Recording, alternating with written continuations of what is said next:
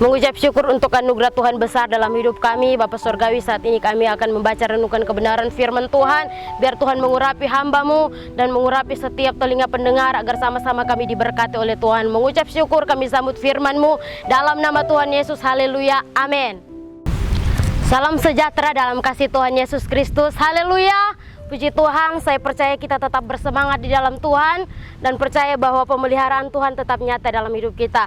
Puji Tuhan, hari ini kita akan belajar kebenaran firman Tuhan yang saya ambil di dalam Kejadian 39 ayatnya yang kedua. Tetapi Tuhan menyertai Yusuf sehingga ia menjadi seorang yang selalu berhasil dalam pekerjaannya, maka tinggallah ia di rumah tuannya orang Mesir itu. Saya akan beri tema firman Tuhan hari ini, menikmati penyertaan Tuhan. Hampir semua orang mau, suka, senang, rindu hidupnya disertai oleh Tuhan. Kenapa? Karena orang yang disertai oleh Tuhan adalah orang yang menikmati anugerah dan mujizat-mujizat daripada Tuhan. Kemudian orang yang disertai Tuhan pasti hidupnya diberkati, baik dalam hal jasmani, terlebih dalam hal rohani. Ada Abraham contohnya, Yosua, Musa, bahkan yang sudah kita baca dalam kebenaran firman Tuhan, yaitu Yusuf.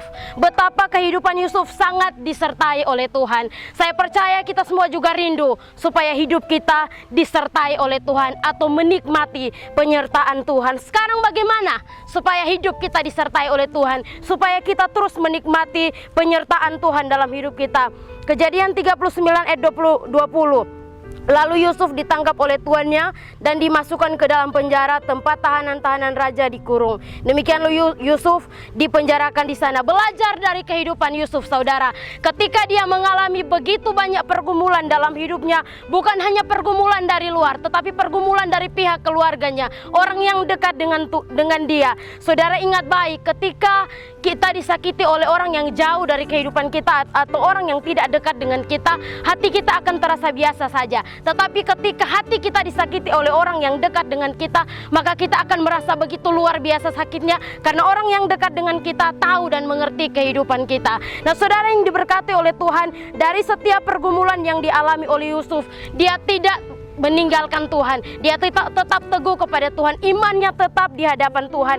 Dia tidak luntur, dia tetap mencari dan memuliakan Tuhan. Dalam kehidupan Yusuf, saudara yang diberkati oleh Tuhan, kita dapat belajar, apapun pergumulan yang kita hadapi di hari-hari ini, memang harus kita sadari dan akui bahwa segala hal yang kita kerjakan sepertinya dibatasi.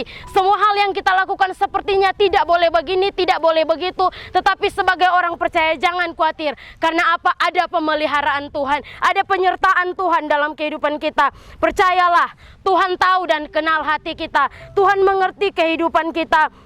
Ingat, selama iman kita teguh di hadapan Tuhan, ada pertolongan Tuhan di sana, ada campur tangan Tuhan di sana, bahkan ada penyertaan Tuhan yang tidak pernah berhenti. Asalkan apa? Iman kita tetap teguh di hadapan Tuhan. Oleh sebab itu, jangan khawatir dan menjadi lemah karena keadaan di hari-hari ini, entah itu pergumulan pribadi, keluarga, rumah tangga, pelayanan, bahkan dalam pekerjaan kita. Ingat, ketika iman kita tetap teguh di hadapan Tuhan, ada penyertaan Tuhan yang sempurna akan dinyatakan dalam hidup kita, asalkan kita tetap memiliki keteguhan iman di hadapan Tuhan. Puji Tuhan, kita tetap semangat di dalam Tuhan dan Tuhan Yesus memberkati. Amin.